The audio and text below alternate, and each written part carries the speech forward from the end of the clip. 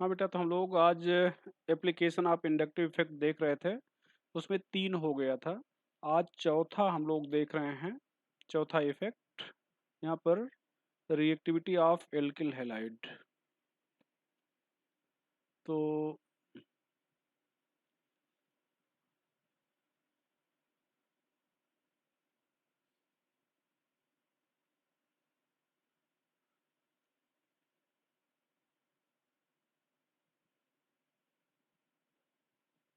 यहाँ पर ध्यान दें,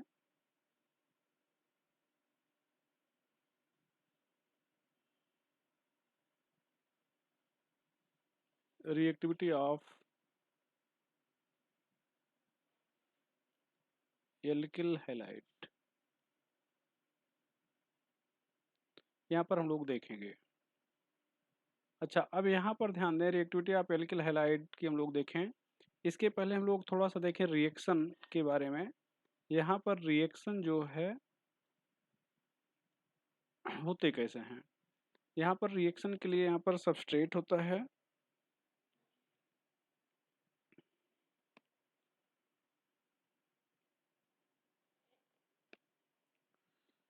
ये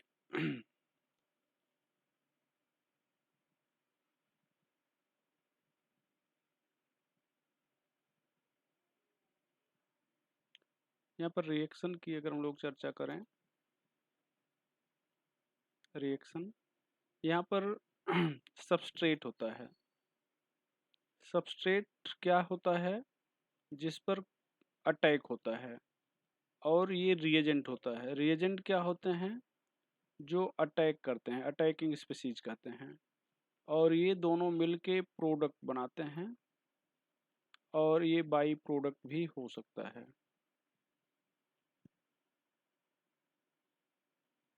अच्छा, अब ये सबस्ट्रेट पर रिएजेंट डायरेक्टली अटैक करे, प्रोडक्ट बनाए, इसको हम लोग कहेंगे कंसर्टेड रिएक्शन।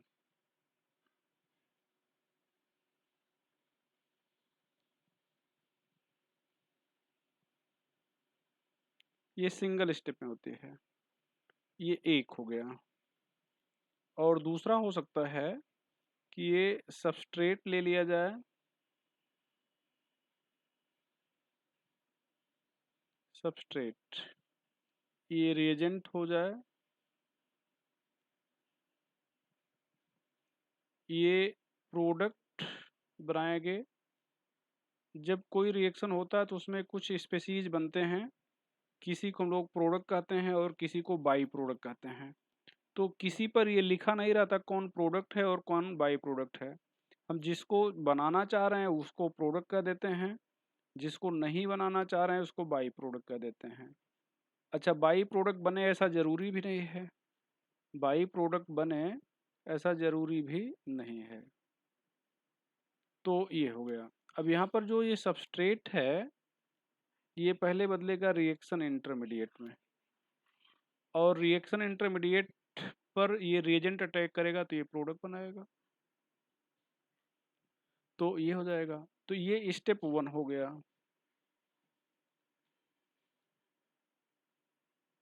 स्टेप 1 और ये स्टेप 2 हो गया। स्टेप 2, इसको हम लोग कहेंगे नॉन कंसर्टेड रिएक्शन।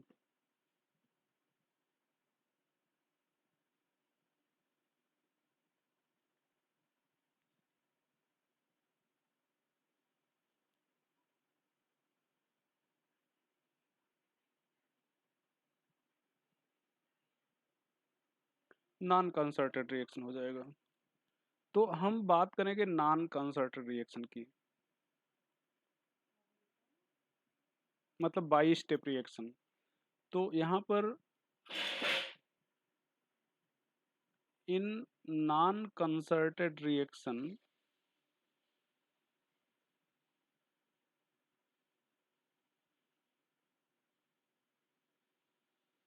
ये जो रेट है ये डायरेक्टली प्रोपोर्शनल हो जाएगा स्टेबिलिटी ऑफ रिएक्शन इंटरमीडिएट। यहाँ पर ध्यान दें, ये रिएक्शन इंटरमीडिएट है, ये बना, अब रिएक्शन इंटरमीडिएट बना और पहले ये सबस्ट्रेट बदला रिएक्शन इंटरमीडिएट में, ये रिएक्शन इंटरमीडिएट बना और बनते ही डिस्ट्रॉय हो गया। तो जब ये बनते ही डिस्ट्रॉय हो जाएगा तो रिएजेंट इस पर अटैक नहीं कर पाएगा, प्रोडक्ट नहीं बनेगा। तो प्रोडक्ट नहीं बनेगा तो फिर कैसा रिएक्शन और कैसा रेट। अब ये रिएक्शन इंटरमीडिएट जितना ज़्यादा स्टेबल होगा, इस रिएजेंट के इस पर अटैक करने की पॉसिबिलिटी उतना ज़्यादा होगी, और अटैक करने की पॉसिबिलिटी जितना ज़्यादा होगी, प्रोडक्ट बनने की पॉसिबिलिटी उतना ज़्यादा होगी, और कहा जाएगा कि रेट भी उतना ज़्यादा होगा। तो ये रेट ऑफ रिएक्शन, ये जो है ये डायरेक्टली प्रोपोर्शनल होता है स्टेबिलिटी ऑफ रिएक्शन इंटरमीडिएट के। अच्छा, यहाँ पर ध्यान दें एक और चीज़ नोट करके,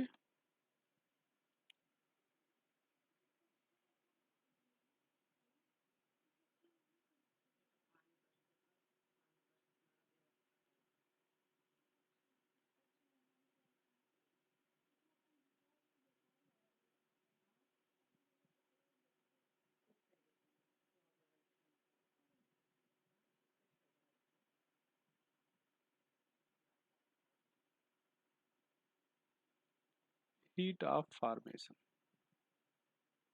यहाँ पर एक चीज़ जानते रहेगा कि यहाँ पर तो हम लोग ये पढ़ रहे हैं, बाकी ये आप हमेशा पूरे केमिस्ट्री में याद रखिएगा कि जिसका हीट ऑफ फॉर्मेशन जितना कम होगा वो उतना ज़्यादा स्टेबल होगा या उतने आसानी से बन जाएगा। हम लोग ये बात यहाँ पे शुरू करते हैं। अच्छा, यहाँ पर ध्यान दिया जाए। अब यहाँ पर हम लोग ये तो एक जनरल स्टेट चीज़ें आपको बताई गई कि कंसर्टेड रिएक्शन में क्या होगा कि रेट जो है ये स्टेबिलिटी ऑफ रिएक्शन इंटरमीडिएट के इन्वर्सली डायरेक्टली प्रोपोर्शनल होगा, और स्टेबिलिटी ऑफ रिएक्शन इंटरमीडिएट जो होती है हीट ऑफ फॉर्मेशन के इन्वर्सली प्रोपोर्शनल में होती है। यहाँ पर ध्यान दें, यहाँ पर रिएक्टिविटी, यहाँ पर एग्जांपल देख रहे हैं एल्किल हैलाइड का। ये एल्किल हैलाइड है, यहाँ पर ये एल्किल हैलाइड का रिएक्शन देख रहे हैं। तो यहाँ पर क्या हो जाएगा, ये बॉन्ड अगर तोड़ दिया जाए, ये माइनस हो जाएगा, ये प्लस हो जाएगा। तो यहाँ पर एक्स माइनस रिप्लेस कर दिया जाएगा NU माइनस के द्वारा। माइनस जो होता है ये जैसे एक्स माइनस है, ये R प्लस से जुड़ेगा, प्लस से जुड़ने वाले को न्यूक्लियोफाइल कहते हैं। न्यूक्लियोफाइल क्यों कहते हैं? क्योंकि प्लस होता है न्यूक्लियस पर, और न्यूक्लियस पर अटैक करने वाले को कहेंगे न्यूक्लियोफाइल। तो ये एक न्यूक्लियोफाइल इस दूसरे न्यूक्लियोफाइल को रिप्लेस कर दिया, तो इसलिए कहेंगे न्यूक्लियोफिलिक सब्स्टिट्यूशन रिएक्शन। और इसको कहें मतलब उल्टा पढ़ते हैं NAS, न्यूक्लियोफिलिक सब्स्टिट्यूशन, उल्टा पढ़ते हैं तो एन लिखते हैं। अब ये दो स्टेप में रिएक्शन मान लो होती है। मैकेनिज्म अगर इसकी बात करें तो ये मैकेनिज्म की बात अगर हम लोग करते हैं तो यहाँ पर ध्यान दें, यहाँ पर ये RX हो जाएगा, यहाँ पर ये पहले टूट जाएगा R प्लस, और ये X माइनस में, ये स्टेप 1 होगा। ये स्लो स्टेप होता है। और स्टेप 2 में क्या होगा, यहाँ पर ये R प्लस NU माइनस, ये यहाँ पर RNU हो जाएगा। इस R प्लस को हम लोग रिएक्शन इंटरमीडिएट कह रहे हैं। R प्लस को हम लोग रिएक्शन इंटरमीडिएट कह रहे हैं। रिएक्शन इंटरमीडिएट क्या होता है? एक रिएक्शन का, जैसे पहले रिएक्शन का प्रोडक्ट है लेकिन दूसरे रिएक्शन का रिएक्टेंट है, तो इसको हम लोग कह रहे हैं रिएक्शन इंटरमीडिएट। ये हो गया। अब इसको अगर जोड़ दिया जाए इसको नेट, तो यहाँ पर ये R प्लस, ये R प्लस कैंसिल हो जाएगा, यहाँ पर RX NU माइनस, यहाँ पर RNU, ये प्रोडक्ट हो जाएगा। इस रिएक्शन को हम लोग कहेंगे SN1 रिएक्शन। इस रिएक्शन को हम लोग SN1 रिएक्शन कर रहे हैं। पढ़ेंगे क्या? ये 1 for unimolecular, N for nucleophilic and S for substitution. Unimolecular nucleophilic substitution reaction, unimolecular क्यों कह रहे हैं? चूंकि इसका रेट डिपेंड कर रहा है एक मॉलिक्यूल के कंसंट्रेशन पर, दैट इज सबस्ट्रेट। तो इसलिए इसको SN1 रिएक्शन कहेंगे। यहाँ पर आर्डर अगर कहा जाए तो जो ये 1 पावर है, तो जो पावर होता है वही आर्डर होता है, आपको केमिकल काइनेटिक्स में बताया गया होगा। तो यहाँ पर अगर आपसे आर्डर पूछा जाए तो आप बताएंगे कि यहाँ पर आर्डर 1 हो जाएगा। ये हो गया आर्डर 1। अच्छा, अब यहाँ पर ध्यान दिया जाए, जैसे हम लोग रिएक्टिविटी की बात कर रहे हैं, तो यहाँ पर हम लोग सबस्ट्रेट लिख दे रहे हैं, ये हो जाएगा सबस्ट्रेट। यहाँ पर CH3X या Cl, CH3, CH2, Cl, CH3, CH, यहाँ पर CH3, Cl, CH3, यहाँ पर CH3, यहाँ पर CH3, यहाँ पर Cl, ये सबस्ट्रेट हो गया। यहाँ पर Cl को हटा दिया जाए तो ये रिएक्शन हो जाएगा, ये हो जाएगा CH3 प्लस यहाँ पर CH3, CH2 plus CH3, CH3, CH plus CH3, CH3, CH3 plus. यहाँ पर ध्यान दें, ये आप नीचे जा रहे हैं, ये कार्बोकैटायन है, तो एक तो आप कहेंगे कि प्लस आई इफेक्ट बढ़ रहा है, plus I effect increases, so stability of reaction intermediate increases, due to which rate for SN1 of RCl increases, i.e. ये ध्यान दें, ये टर्सरी एल्किल हैलाइड है, ये Cl टर्सरी कार्बन पर है, rate of Rx for SN1 is as, यहाँ पर ध्यान दिया जाए, ये हो जाएगा tertiary Rx, secondary Rx, primary Rx, ये मेथिल हैलाइड, ये हो जाएगा।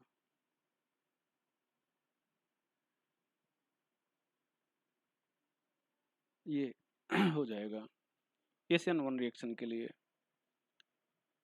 एक और क्वेश्चन यहाँ पर पूछा जाए कि यहाँ पर ये जैसे ये पहला है मेथिल हैलाइड, ये दूसरा है एथिल क्लोराइड, ये थर्ड है सेकेंडरी एल्किल हैलाइड, ये फोर्थ है ये tertiary alkyl halide.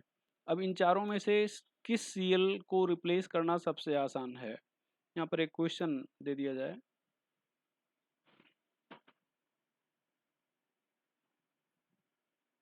which Cl in which Cl can be most easily replaced, in which Cl can be most easily replaced, ये क्वेश्चन है। यहाँ पर CH3Cl, CH3, CH2Cl, CH3CH, CH3Cl, CH3, CH3, यहाँ पर CH3, ये Cl, यहाँ पर A, ये B, ये C, ये D, तो आपका आंसर D होगा। क्यों? चूंकि ये Cl को रिप्लेस करने पर यहाँ पर टर्सरी कार्बोकैटायन बनेगा, ये टर्सरी कार्बोकैटायन, तो ये टर्सरी कार्बोकैटायन बनेगा, इसलिए इसको आप सबसे आसानी से रिप्लेस कर सकते हैं, चूंकि सबसे ज़्यादा स्टेबल होगा, तो ये हो जाएगा। या यही में पूछा जा सकता था इसी में कि which one has minimum heat of formation, यहाँ पर ध्यान दो, जैसे ये टर्सरी है, यहाँ से सेकेंडरी बनेगा, ये प्राइमरी बनेगा, ये मेथिल हैलाइड बनेगा। मिनिमम हीट ऑफ फॉर्मेशन, तो जो सबसे ज़्यादा स्टेबल होगा उसका हीट ऑफ फॉर्मेशन सबसे कम होगा, तो ये चीज़ हो जाएगी। यहाँ पर ध्यान दें नोट करके, अभी SN1 की हल्का सा चर्चा हुआ। फॉर SN2 यहाँ पर ऑर्डर ऑफ रिएक्टिविटी जो हो जाएगा, ये आपको पढ़ाया जाएगा कि डिटेल में, अभी बस हल्का सा एप्लीकेशन का पार्ट था, तो इसलिए यहाँ पर बता दे रहे हैं, बाकी डिटेल में चर्चा होगी।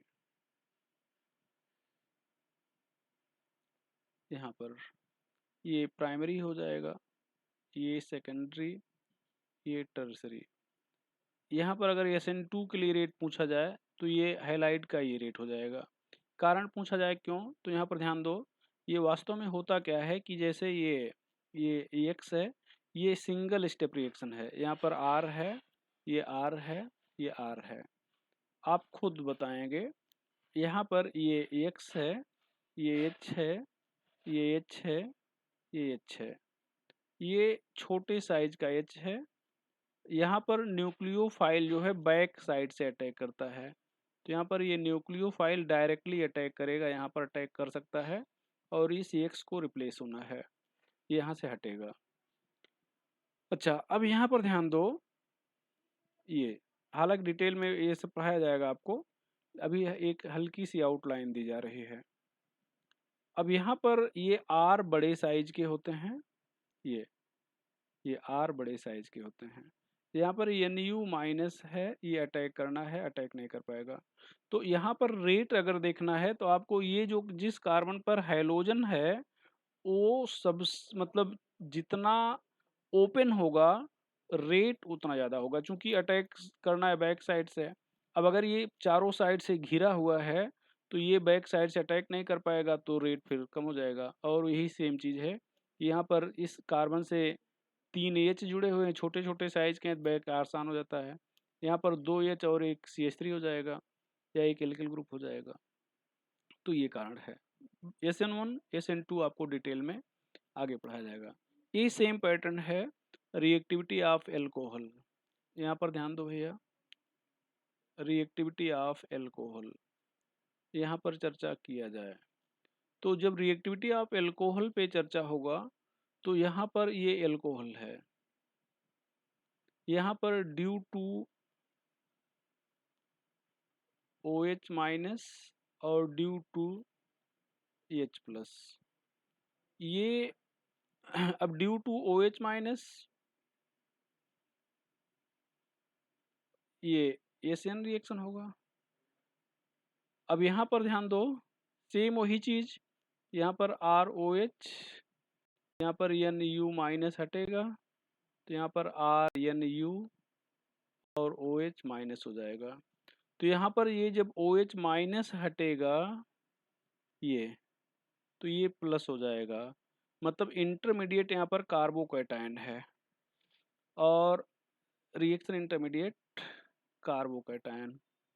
अब कार्बोकैटायन की अगर बात हम लोग करें तो यहाँ पर टर्सरी ज़्यादा, सेकेंडरी, प्राइमरी, फिर ये मेथिल, तो इसलिए टर्सरी अल्कोहल ज़्यादा रिएक्टिव होगा। ये स्टेबिलिटी, सो रेट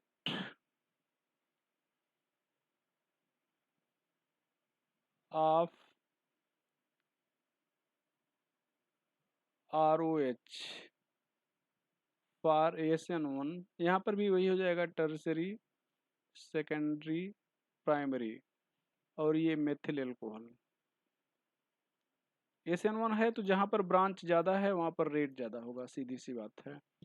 यहाँ पर दूसरा, ये सारी चीज़ आपको एक आउटलाइन दी जा रही है, आगे जब इनका रिएक्शन मिलेगा तो डिटेल में पढ़ाया जाएगा।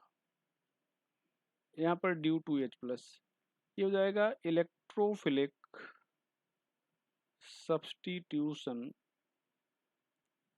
रिएक्शन। ये इलेक्ट्रोफिलिक सब्स्टिट्यूशन रिएक्शन हो जाएगा। इसको ESR कहेंगे, ESR। यहाँ पर रिएक्शन इंटरमीडिएट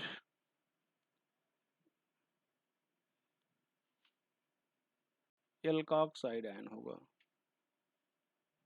RO-, जिसको आप एल्कोक्साइड आयन कहेंगे। यहाँ पर ध्यान दें, यहाँ पर अब जैसे आपने ROH लिया तो यहाँ से ये RO-, H+ हट गया, और ये मैकेनिक सॉरी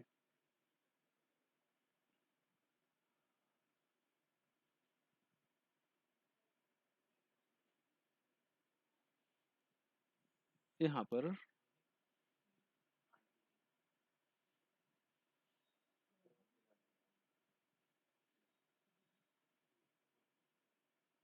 ये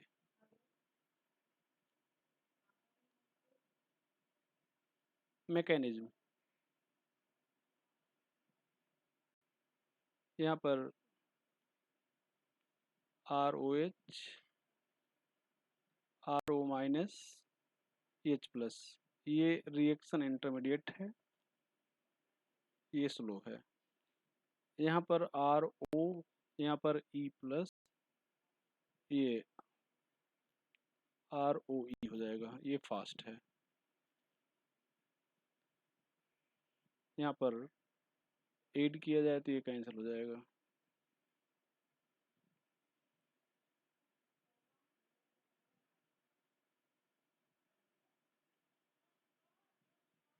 ये हो गया। यहाँ पर सबस्ट्रेट की बात करें, यहाँ पर मेथिल एल्कोहल, ये primary,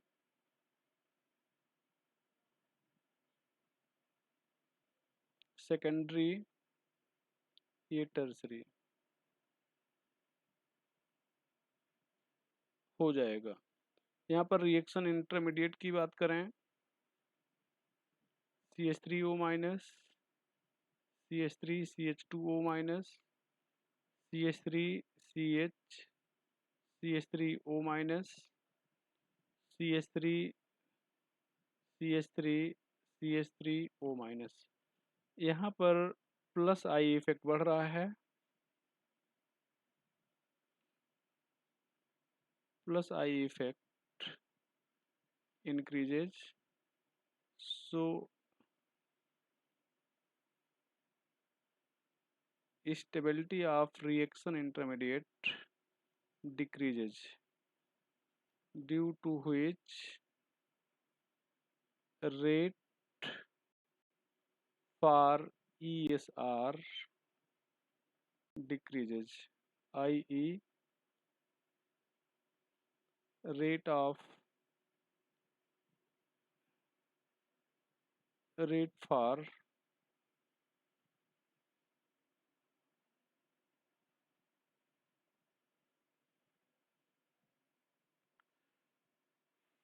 for ESR of alcohol